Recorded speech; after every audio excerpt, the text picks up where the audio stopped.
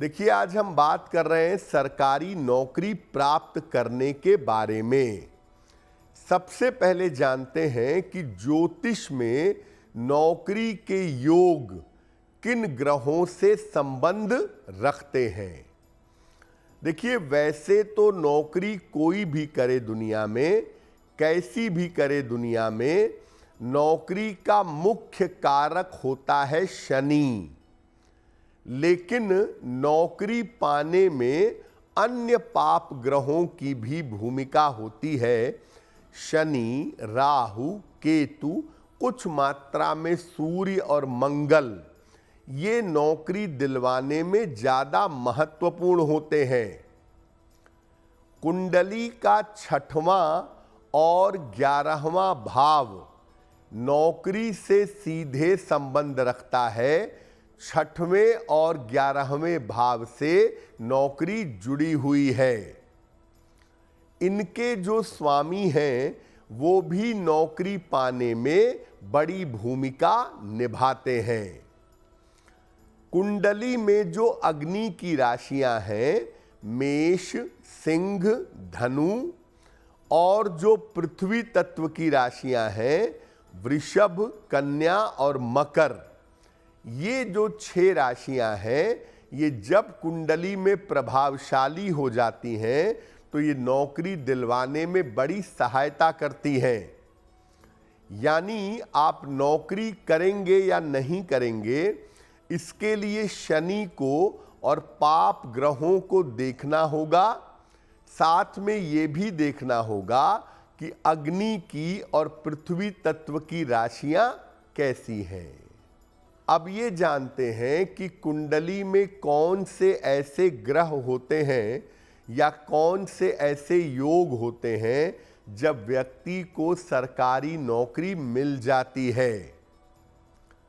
अगर कुंडली में सूर्य या चंद्रमा में से कोई एक मजबूत हो और कुंडली के करियर को प्रभावित कर रहा हो तो आप सरकारी नौकरी पा सकते हैं। अगर कुंडली में पंच महापुरुष योग में से एक या ज्यादा योग हो तो भी उच्च पद प्राप्त करने की या बेहतर सरकारी नौकरी प्राप्त करने की संभावना बनती है। अगर कुंडली में शनि की स्थिति मजबूत है, अच्छी है, और शनि की 7.5 या ढैया चल रही हो तो उस समय में भी सरकारी नौकरी मिल जाती है। कुंडली के ग्रह अगर अप्रकाशित भाव में हो, दूसरे भाव से लेकर के 6वें भाव में ज्यादातर ग्रह अगर विद्यमान हो और सूर्य का इंपैक्ट थोड़ा बेहतर हो तो आदमी सरकारी नौकरी पा जाता है। हाथ में अनामिका अंगुली के नीचे, रिंग फिंगर के नीचे अगर सूर्य की दोहरी रेखा हो तो ऐसी स्थिति में भी व्यक्ति सरकारी नौकरी पा जाता है। हाथ में अगर बृहस्पति के पर्वत पर क्रॉस हो, तर्जनी अंगुली के नीचे अगर क्रॉस हो तो ये भी व्यक्ति को सरकारी नौकरी दे देता है। यानी कुंडली में ऐसे योग जरूर होते हैं जिनको देख करके आप जान सकते हैं कि इस व्यक्ति के जीवन में सरकारी नौकरी प्राप्त करने की संभावना कितनी है।